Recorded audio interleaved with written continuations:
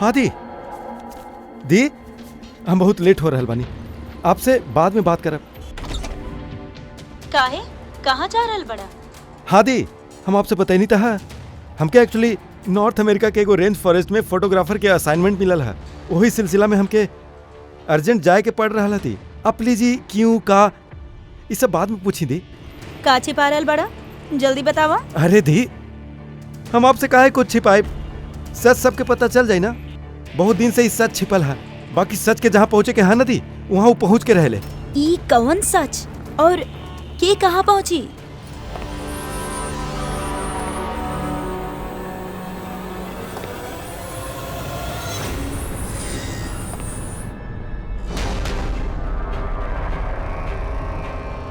माया दी, हमरा पास बिल्कुल टाइम नहीं है। एक्चुअली हमरा लग रहा केहू बा यहाँ पर। बहुत कुछ हो गया, बहुत कुछ हो गया दी, लेकिन हम वही कली दी जो हमरा सही लगल। केतन, साफ साफ बात करा, का भइल बा? ये वक्त हमारे स्टूडियो में कोई आ सकेला। अरे दरवाजा खोलो दी, केहू दरवाजा तोड़ रहा थी। खोलो दरवाजा, के बा? जल्दी खोलो ना तो। हेलो, का भइल? अरे खोलबा के ना। हेलो केतन भाई, देखा, आगे मत बढ़ा। कहाँ बा वो फोटो? हम का देखा करे बारे तू? बोला। केतन केतन, हम कुछ न कहीं नहीं। बोला बोला ना देखा, तो मारो प्लीज आगे जाए मत बेटा। हेलो जल्दी हेलो? बोला, बता दो, बता देना हम तो कुछ मार नहीं के तू आज। हम कुछ न बता कहीं हम कहता नहीं, बता दो। केतन,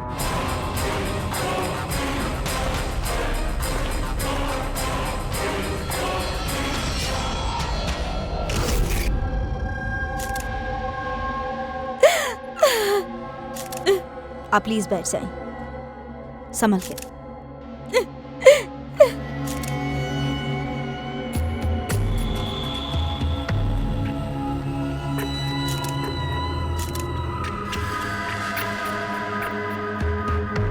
ठीक है,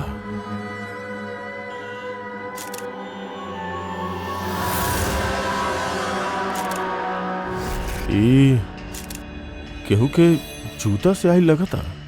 बाकी सर वो केतन के जूता तो साफ रहा। बाकी फ्लोर पे भी ऐसा निशान कहीं नहीं थे। तने उस पर दिया।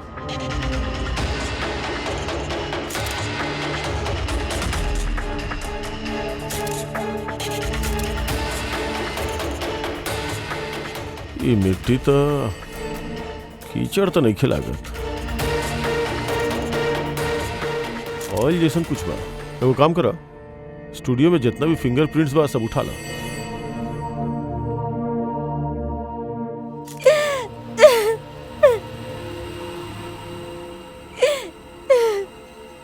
माया जी, हमने जाना तनी कि इस समय ठीक नहीं है पूछताछ करे खातिर, बाकी फिर भी आपके परेशान करता नहीं।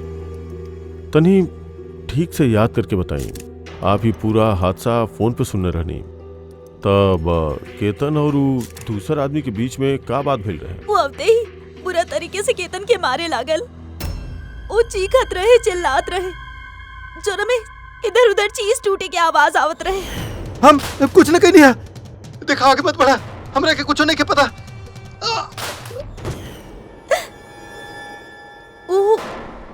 वो कुछ फोटोज के बारे में बात करत रहल। सर, ये माया जी कह रही है कि केतन के खून उ वजह से भइला कि एको एविडेंस के वजह से। एविडेंस का वो फोटोग्राफ रहा। सर, केतन कोनो कपल के इंफॉर्मेशन लिख के रख ले बा सर। ई देखी, कोनो मनन और शामली है जुहू से। सर, सर ये देखिए, कैलेंडर पर 14 अप्रैल 2018 के डेट मार्क कैले है, द एनिवर्सरी। अरे ये तो आज के डेट है। एकर मतलब आज के दिन कुछ होके वाला रहे, एकरा बारे में केतन जानत रहे। ओकर मोबाइल फोन चेक करा, देखा आखिरी बार केकरा से बात भइल रहे ओकर।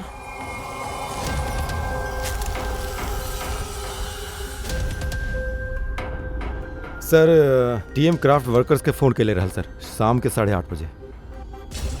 TM craft workers? वो केतन के मर्डर के ठीक आधा घंटा पहले।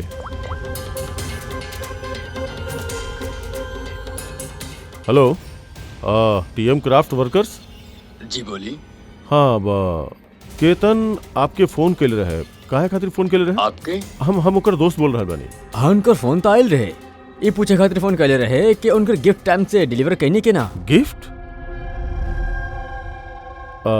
कौन सा गिफ्ट? एगो फोटो फ्रेम रहल मनन और शामली खातिर, उनके 25th वेडिंग एनिवर्सरी रहल, तो उनके फोटो फ्रेम बना के डिलीवरी करे के रहे। मनन और शामली, उनके घर के एड्रेस मिल सकेला? अर्जेंट बा।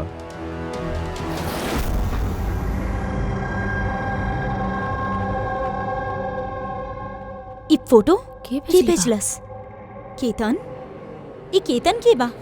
और ए तरह से हमनी के फैमिली फोटो भेजे का का मतलब बा? हाँ, कैसे जाने लाओ हमनी के फैमिली के? अरे केहू मजाक कैले होई। ये मजाक नहीं खे। आपके सीआईडी CID? केतन नाम के एगो मशहूर फोटोग्राफर है, ओकर खून हो गए। यही फोटो के वजह से। बाकी सर, एगो फोटोग्राफ के चक्कर में केहू मर्डर कैसे कर सकेला? बाकी सर हमने तो कोनो केतन के जाने ली भी ना। केतन के ना जानेला तो फिर आप लोगन के फोटो आपके ही काहे भेजलस? पता ना। बाकी हमने तो कबो ऐसा फोटो खिंचवाई नहीं ना, और ना ही ऐसा दीवार हमने के घर पे हा। सर हमने तो कबो ना देखनी। और देखी ना सर, ये नकली फोटोग्राफ लागा था। आप खुद ही देखी, इमे दीदी बाड़ी, जीजा जी बाड़े, और सर ये खाली कुर्सी रखे के का मतलब बा एकर? सर हमके तो लगता कि केहू गलत तरीका से फोटो बना के हमने के भेज देले बा। गलती से नहीं खे, जानबूझ के आइल बा आपके खातिर। और वो आपन जान कुर्बान कई के। सर केहू तो मनन के फैमिली के मर्डर के चक्कर में फंसावे की कोशिश कर ले बा। वैसे आपके? ये हमने के फैमिली फ्रेंड मिस्टर विक्रम। अच्छा, आपके फैमिली फ्रेंड। सर इबे एगो मैसेज भी बा, she is hiding, save her. शायद केतन आप लोगन से केहू के ढूंढे खातिर कह रहा हा। ढूंढे खातिर?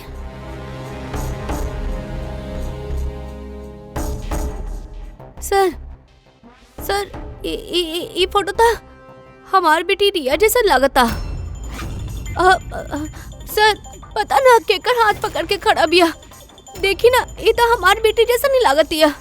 ना ना शामली, ना ना रिया नहीं की, रिया नहीं की। ना ना, ये येलो कलर के ड्रेस हमार रिया ही पहनने रहली जब वो गायब भइली। लगता केतन रिया के ढूंढे खातिर कह रहा बा। देखी ना ये। एक मिनट, कब से गायब भी आपके बेटी रिया? 12 साल। हाँ? 12 साल? सर ये 12 साल के बाद कोई केहू के इन्फॉर्मेशन काहे दे? रिया 12 साल से रिया गायब बाड़ी, तो कोनो न कोनो वजह तो जरूर होगी ई फोटो भेजे के। सर कौनो वजह नहीं की, ये खाली एगो कोइंसिडेंस है। सर 12 साल के बाद अचानक कहाँ से रिया के इन्फॉर्मेशन मिल गई ओकरा के? सर देखी, ये रिया हो ही ना सकेले। रिया के मौत 12 साल पहले हो चुकल है। ये रिया कैसे हो सकेले? ये रिया ही बिया। मनन देखो नहीं, हमारी बेटी रिया ही बिया। संभालिए अपने आप के। रिया ही बिया, देखो। अरे अरे अरे अरे बुझावा के जल्दी।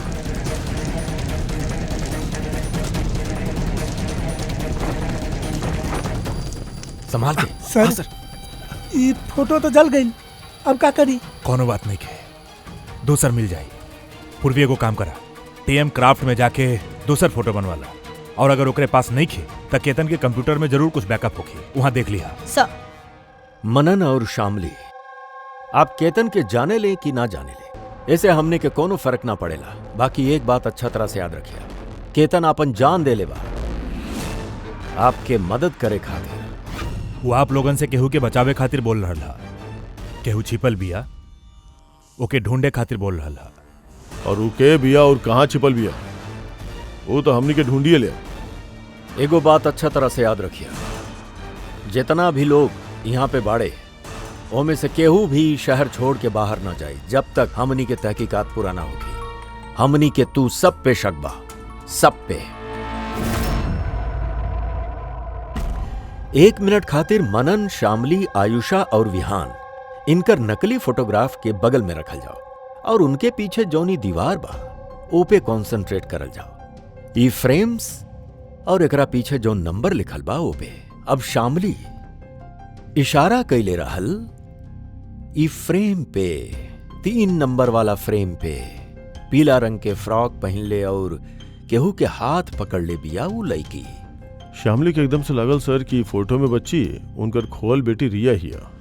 और फिर ये message, she is hiding, save her. बाकी सर विक्रम तो बार बार कहत रहल कि रिया मर चुकल बिया। हो सकेला ये मैसेज रिया के बारे में होखे, हो सकेला वो अभी भी जिंदा होखे। बिल्कुल हो सकेला पूर्वी, बिल्कुल हो सकेला। और शायद केतन यह कहे के चाहत बा ई लोगन के फैमिली से कि शायद रिया जिंदा बिया और ओके मदद के जरूरत बा। बाकी सर ओके इतना मेहनत करे के का जरूरत रहल?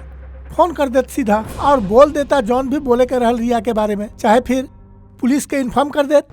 सर हो सकेला ओकरा केहू डरेले धमकैले होखी और तबे तो मजबूर हो कि वो ये सब कैलस। केतन तो अपन फर्ज निभैले बा और हमनी ओकर मेहनत बेकार नइखे जाए दे। पूर्वी एगो काम करा, ई पूरा का पूरा फोटो कोनो अच्छा फोटो लैब में लेके जा और ई पीछे टंगल बाजे छोट छोट फ्रेम बाड़े ना, ओके अच्छा तरह से चेक करा। और इहो भी देखा जौनी दीवाल बा का ऊ फोटोशॉप तो नइखे करल गई। और रिया के लापता होके के FIR कॉपी भी चाहिए हमनी के।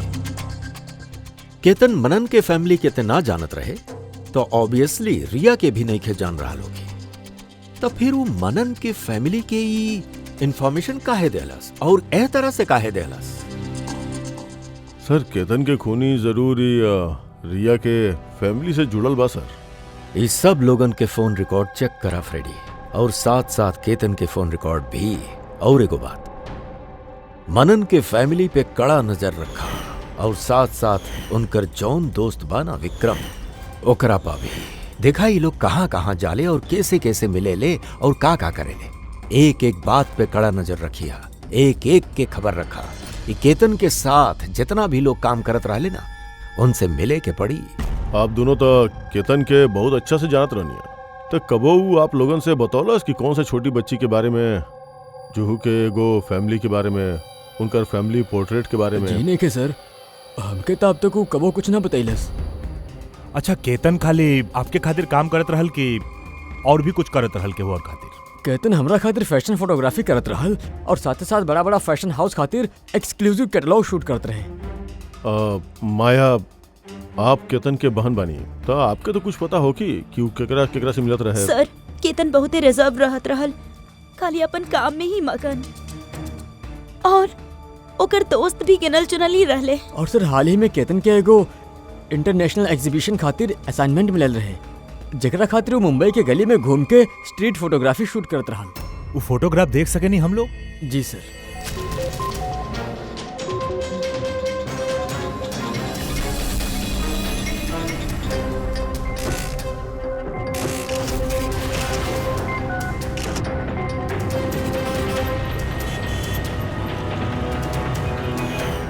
इतना अच्छा पोर्टफोलियो बनैले रहल सर, एग्जीबिशन में सबमिट ही ना कैलस।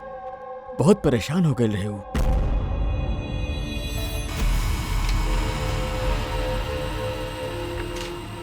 ई वॉल और ऊपर लागल सब फोटोज और नंबर असली है, और बाकी सब जे भी बनैले है वो खाली ई वॉल के ऊपर फैमिली वालन के फोटो डाल दिलस, ई खाली कुर्सी के साथ, ताकि ऐसा लगे कि फैमिली वाला ई वॉल के आगे बैठ के फोटो खिंचवाइले। हाँ, बाकी ई दीवार पक्का असली है। काफी एक्सपर्ट इंटीरियर डिजाइनिंग के काम लगा था।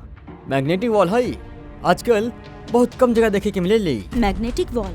हाँ, मैग्नेटिक वॉल बनावे खातिर वॉल के स्पेशल पेंट से पेंट करल जाला। एकरा केमिकल कंपोजिशन में मैग्नेटिक एलिमेंट्स होखेले जो दीवार के मैग्नेटिक प्रॉपर्टी दे देवेले। यानी ई दीवार तो ऑलमोस्ट मैग्नेट जैसा बा। एकदम सही। अब वो पे कोनो भी मेटालिक चीज बिना कोनो हुक या कील के चिपका सकेला चाहे निकाल सकेला। उही तरह ई वॉल भी मैग्नेटिक है। Thank you. Thank you ma'am. Mumbai के गली में घूम घूम के फोटोग्राफी करत रहल, जरूर उहे पे एके रिया के बारे में कोनो न कोनो कुलू मिलल होगी, उहे कोनो गली में।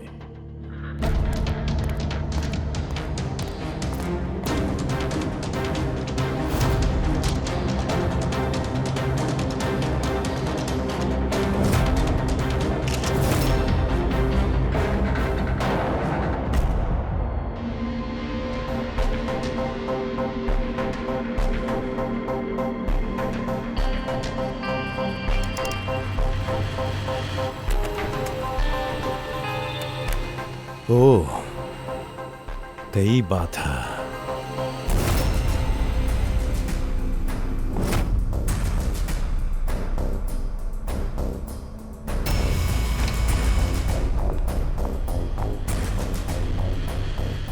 सो ये देखी,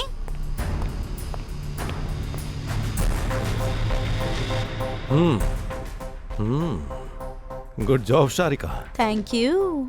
बोला सालुंके, का मिलल? बॉस, एगो खास चीज मिलल है। दया तरह के याद है, तू हमरा के कुछ चिकना जैसन पदार्थ ला के देले रहला जे तो के क्राइम स्पॉट से मिलल रहे, याद है? सर ये वहाँ क्राइम सीन पे मिला था।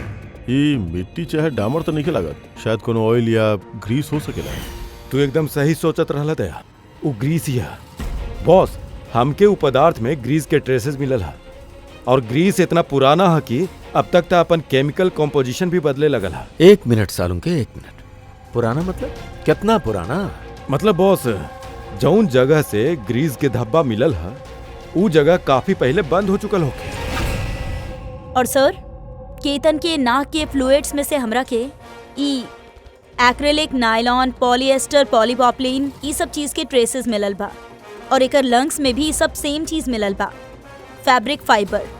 नायलॉन, पॉलिएस्टर, ओरेफिन और एक्रिलिक।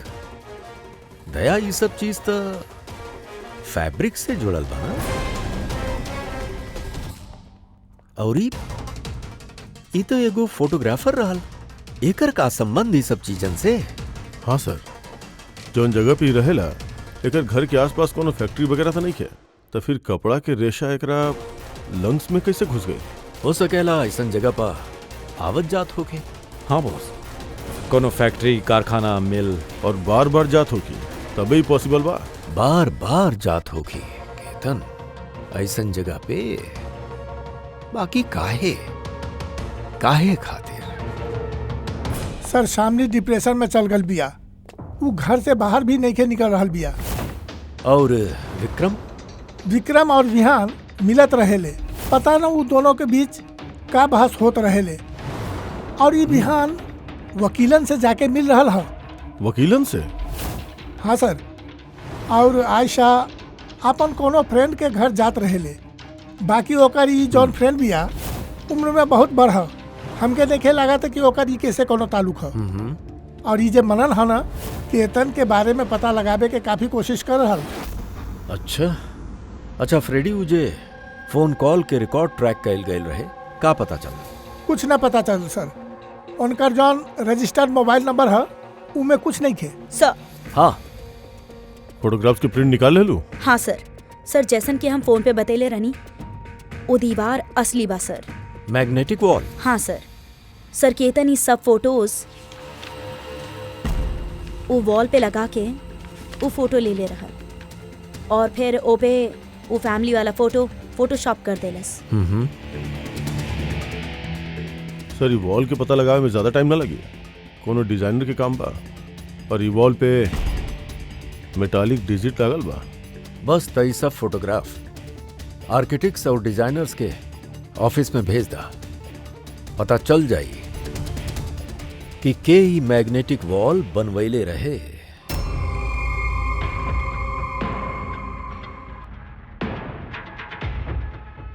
सर, ई जौन फैमिली बैठल है, इनके पीछे जौन दीवार है वो आप बनैले बानी का? सर, एगो NRI एंटी रेड डिजाइनर है, वो अपन बोल्ड और क्रिएटिव डिजाइन खातिर काफी फेमस है। हो सकेला वही बनैले होके। ऑफ कोर्स ये हमरे ही डिजाइन है। मैजिक लाइट एड लैब खातिर ही डिजाइन कैले रहनी हम। It's a magnetic ball. ये सारा नंबर मैग्नेटिक मटेरियल के है। जेके बिना कोनो हुक या कील के लगा भी सकेले और निकाल भी सकेले। बाकी बाकी हमार डिजाइन के हिसाब से ये सब सीरियल नंबर में रहल, जैसे 1 2 3 4 5 6 7 8 9 10। हाँ बाकी मैडम ई तो नंबर 1 3 2 0 6 7 8 9 ई ऐसे कैसे? सर शायद केतन कैले होखी। बाकी वो ये वॉल के फोटो काहे लेलस? ई तो अब मैजिक लाइफ एड लैब वाला ही बताइहन। सर ये है वो बॉल जेकर आप हमरा के फोटो दिखेने रहनी। हाँ सर, और वॉल पे फोटो के जोन एक्चुअल नंबर रहल उ ई रहल सर। फोटोज में जोन भी चेंज रहले उ केतन कैले रहे सर। केतन ई नंबर्स तो ऑर्डर में रहले ना, फिर तू खाली 3206 के चेंज करके ओकरा नीचे स्पेसिफिक फोटो काहे लगेलस? कुछ नहीं के वो पजल्स बना बतानी, नंबर्स और फ्रेम्स के मिला के एगो इंटरनेशनल एग्जीबिशन बा ओके खातिर।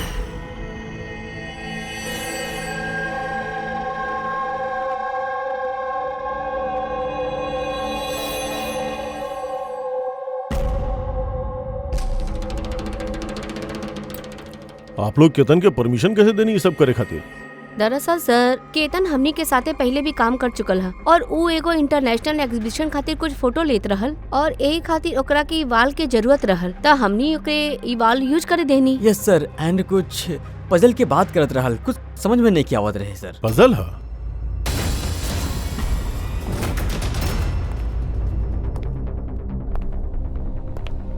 नंबर्स में पजल?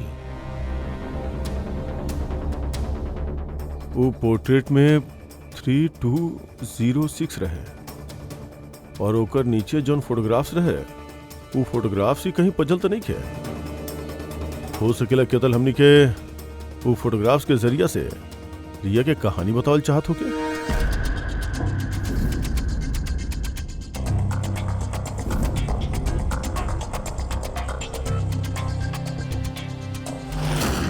ये रिया गायब कब हो गई रहे? कब गायब हो गई रहे? रिया के मिसिंग के एफआईआर हा ना? हाँ सर। सर ओकर ही केस से का कनेक्शन बा? वो कैसे सर? बहुत साल पहले बंद हो चुकल बा। पता ना काहे दया ऐसन लागत है कि रिया के एफआईआर से शायद हमनी के केस सॉल्व करे के कुछ मिल जाए। एफआईआर 82217 इन मुंबई। एफआईआर के डेट देखा दया, ई देखा 3206। 3/2/2006 मतलब ये डेट है? एकदम सही, 3206 3 फरवरी 2006। दीदी हौसला रखी। पता ना हमारी बेटी कौन हालत में होगी। आप लोग मजाक ना करता रहे, आप वाकई में हमारी बेटी के ढूंढ पा? वो एक्चुअली जिंदा भी है का? आपके बेटी जिंदा भी है, ये सुन के आपके खुश होके के चाहिए, और आप हमनी से ऐसे बात करता नहीं। डैड हमार बहन रिया जिंदा भी है सर। कहाँ भी आहू? देखा हमनी बहुत नजदीक बानी रिया के पता लगावे के, यही से आप लोगन के जे कुछ भी पता बा हमनी के बताई। आखिरी बार आप लोग ओके कब देखले रहला, का भइल रहे ओकरे साथ, और एग्जैक्टली गायब भइल कैसे हुई? बाकी सर ये 4 फोटोज के का मतलब बा? केतन जरूर हमनी के रिया के बारे में कुछ बतावे के कोशिश करत रहा। देखा ना फोटोग्राफ, ये तीनों नंबर के फोटो दिखाए में छोट बच्ची रो रहल बाड़ी, कौन बड़ आदमी के हाथ पकड़ के जा रहल बाड़ी। फोटो नंबर 2 में रिया थोड़ा बड़ा हो चुकल बाड़ी, ऐसन जाली के पीछे जैसे केहू तो वो जाली के अंदर ओके कैद कई के रख ले बा। ये तीसर फोटो इमे भी ऐसे ही लगा था कि एके बंदी बना के रखल गई बा। बाकी सर ये आखिरी फोटो में कोई ओकरा के गले लगा रहा है और पीठ पे खंजर मारे जा रहा है। सर ऐसा लगा था कि केतन ये फोटोग्राफ के जरिए रिया के कहानी बता रहा लोग। एग्जैक्टली। पहले तो रिया बचपन में किडनैप हो जाले, फिर वो बंदी बनावल जाले, और फिर जब वो 18 साल के हो गई तो ओके ई जंजीर में जकड़ के रखल गई, और फिर ओके केहू मिल गई जे ओके मारे के प्लान बनैलस। के वैसन जकरा पे रिया विश्वास करत होके। मतलब सर केतन जानबूझ के मॉडल्स के ऐसन फोटो बनले बा ताकि सच के सामने लावल जा सके। यही से वो केतन के रास्ता से हटा दिलस। रिया बाकी बच्चन जैसे नॉर्मल न रहली। ओकर दिमाग ओकर उम्र के बच्चन के कंपैरिजन में बहुत ही कमजोर रहली। यही से ओके लगातार दवाई की जरूरत पड़त रहे। अगर वो दवाई न लेत रहे तो ओकर दिमाग कंट्रोल में न रहत रहल। वो कुछो कर सकत रहली। वो अपना आप के चोट पहुंचा सकेला, वो अपना आप के मार भी सकेली। तई रिया गायब कहाँ से भइल? हमनी ओके स्पेशल बच्चन के स्कूल में डाले रहनी, उहे से वो गायब भइल बिया। तो ओकर बाद आप लोगन के कोनो फोन आयल पैसा खातिर चाहे कोनो और चीज खातिर? नहीं खे कुछो ना। हाँ, फिर बाद में हमनी के पता चलल कि हॉस्पिटल से ओकर मेडिकल फाइल गायब हो गई रहे। फाइल गायब हो गई? केहू भला ऐसन काहे करी? वो ऐसन लड़की के जौना के दिमागी हालत इतना नाजुक है। वही तो हम कह रहल बानी। अरे जगर दिमागी हालत इतना नाजुक होके वो लड़की 12 साल कैसे जिंदा रह सकेली? अरे मुसीबत रहलू। कैसे कर सकेले आप ही? शर्म आवे के चाहिए आपके। बेटी बियाऊ आपके। एक बात तो समझ में आ गई मिस्टर मनन, अगर रिया मिल भी गई तो आपके ज्यादा खुशी ना होगी। बाकी हमनी ओके ढूंढ के रह जाई कौनो भी तरह।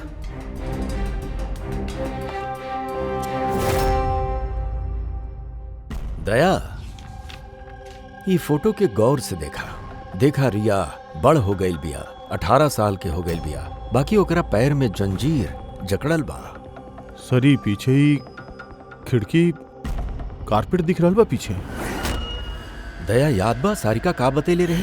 केतन के नाक के अंदर से हमरा के एक्रिलिक, नायलॉन, पॉलीपोस्टर, पॉलीपॉपलीन ये सब चीज के ट्रेसेस मिलल बा। ये सारा चीज फैब्रिक से जुड़ल बा, कारपेट से। ये केतन फोटोज के जरिए ये बतावे की कोशिश करत रहल कि रिया कोनो पुराना मिल चाहे फैक्ट्री में बिया। सर, चौथा फोटो में ऑयल कैन और खाली बक्सा है। और वो केतन के स्टूडियो में हमनी के ग्रीस के धब्बा भी तो मिलल रहे। सर, शायद खूनी केतन के स्टूडियो में उहे से जात रहल जहाँ रिया कैद बिया। तीसरा फोटो में वो कारपेट वाली गली और चौथा में वो फैक्ट्री। सर, ये दोनों जगह आसपास होके। पहले ही पता लगावे के पड़ी कि कारपेट वाला गली के आसपास कौनो बंद पड़ल पुरानी फैक्ट्री है का। जॉन भी करे के बाद जल्दी करे के बड़ी बॉस। कहे कि हमनी के मनन के घर गईला के बाद खूनी कूद सामने ना आई, शायद केहू से वो काम करवाई।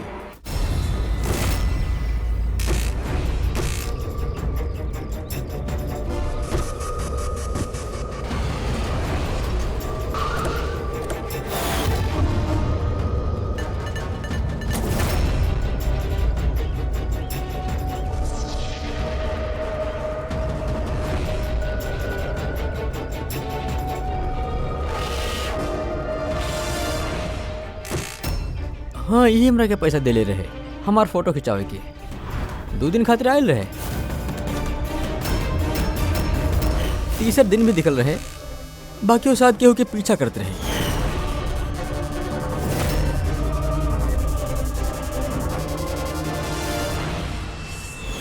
केकर पीछा करत रहा? वो तो सर ध्यान न देनी हम। वो गैल किधर पीछा करत करत? ई तरफ गए सर।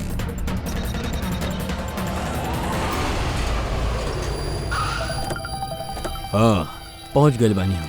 चिंता ना करा, जिंदा ना बचियो।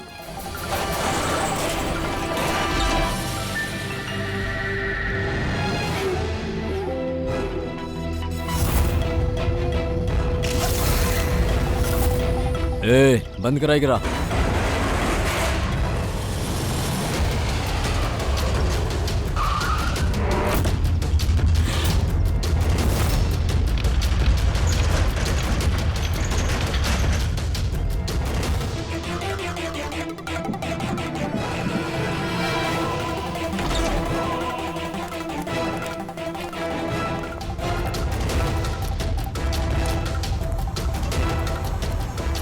मजबूरी है, बच्ची के खत्म करे के पड़े। बच्ची के बॉडी के ठिकाना पे लगेला के बाद ये पूरा जगह आग से खत्म कर देवे गया ताकि केहू के हाथ में कोनो सबूत न जाए। यहाँ पे तो कुछ मिलल नहीं के, चला दूसर जगह देखल जाओ।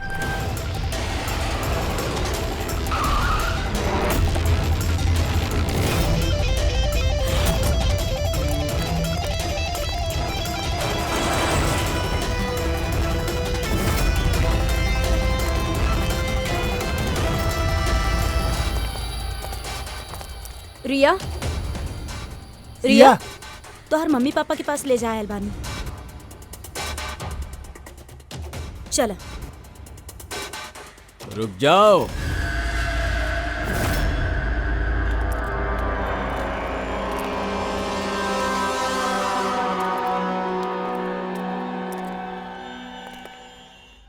रिया बेटा आवा आवा बेटा, आजा आजा आजा आजा आजा आजा आजा। रिया रिया रिया आजा आजा आजा। रिया बेटा, ये अंकल के साथ जेबू, ये बच्ची तू लोगन के साथ ना जाई, कोशिश करके देख ला। ये ठीक कह रहा फ्रेडी। ये लड़की हम लोगन के अपन दुश्मन समझ रहल बिया और एके अपन दोस्त, काहे कि लोगन के रोज देखेले। ये बिल्कुल ठीक कह रहल बा। और ये मासूम बच्ची के ता इहो पता नहीं खे कि ई आज मरे वाली बिया।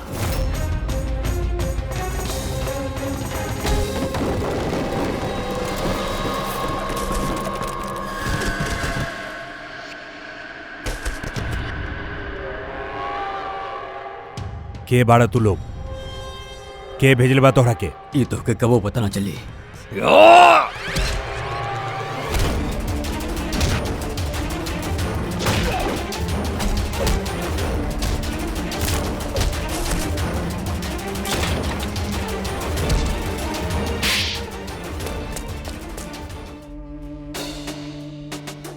ये तो घायल के भेजलस तू लोगन के हैं? अरे साहब, हमरा के कुछ नहीं के मालूम साहब, खाली है के मालूम है। जेकरा के पता रहल वो तो मर गए।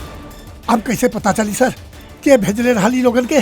रिया तो बेचारी इतना डराइल बिया, कुछ बोल भी न सकेले। रिया बोल ना सकेले मगर पहचान तो सकेले। मतलब रिया एक खूनी के पहचान लस।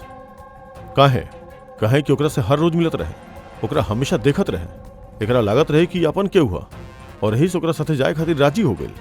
तब तरिया ओके भी पहचान ली जे 12 साल से ओके यहाँ पे कैद करके रख ले हा, जे ओसे हर रोज बात करेला और जे के मारे खातिर लोगन के यहाँ भेजले रहल।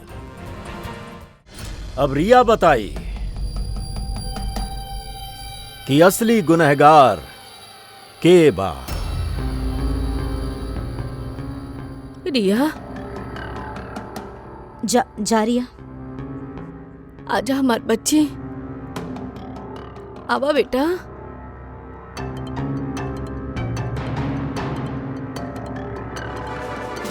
रिया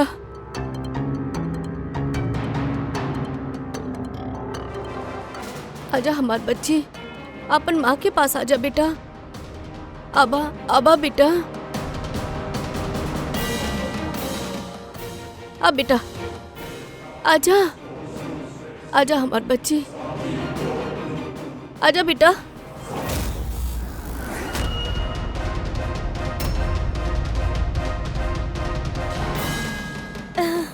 ये तो कमाल हो गई शामली जी, आपकी बेटी 12 साल बाद आपसे मिलेली, बाकी आपके पास नहीं खे आई, अपन मौसी के गले लागेली। ही कैसे? अरे वो तो माँ के जैसन ही बानी ना, हमें कर बहुत प्यार करत रही हमरा से, यही से। अरे वाह मौसी जी, आपसे इतना प्यार कि रिया अपन माँ के पहचान ना पैलास और आपके गले लग गई। काहे? और जाने लिखा है काहे कि पिछला 12 साल से ऐसा एक एक शख्स जौन रिया से मिलत रहे, बात करत रहे, काहे कि रिया आपन समझत रहे। ई का बकवास करत आनिया, हम काहे मिलब एकरा से? हम ना मिलनी एकरा से। रिया से बिल्कुल मिलल रहलू, पिछला 12 साल से मिलत रहलू तू। बकवास हम ना करतानी आयुषा, बकवास तू कर रहल बाड़ू। हमनी तो उ डॉक्टर के ढूंढ भी निकलनी जकरा मदद से तू पिछला 12 साल से रिया के दवाई देत रहलू, ओकर टेस्ट करवावत रहलू। हम कोनो डॉक्टर के ना जाने नी। हम कहता नी ना आपसे, हम कोनो मेडिकल टेस्ट ना करवेनी एकर। बिल्कुल करवैले रहलू। ना, हम कोनो टेस्ट ना करवेनी। झूठ बोल रहल बाड़ू तू। टेस्ट करवैले रहलू तू। हम कोनो टेस्ट ना करवेनी। हम सच कहता नी। हम कोनो डॉक्टर के ना जाने नी। हम तो एकरा 12 साल से वही दवाई दे रहल बानी जौनी 7 साल के उम्र से खात आ रहल बिया।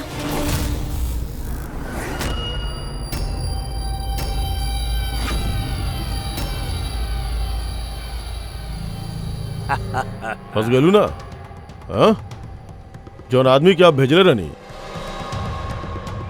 रिया के मारे खातिर, ओकर मोबाइल में हमनी के ओकर नंबर मिलल जे इत्तेफाक से आपके दोस्त बा, जकरा आप अक्सर मिले नहीं।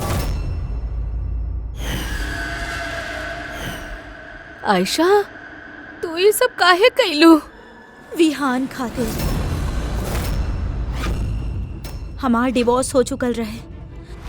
हमार जिंदगी के वैसे भी कोनो ठिकाना ना रहल।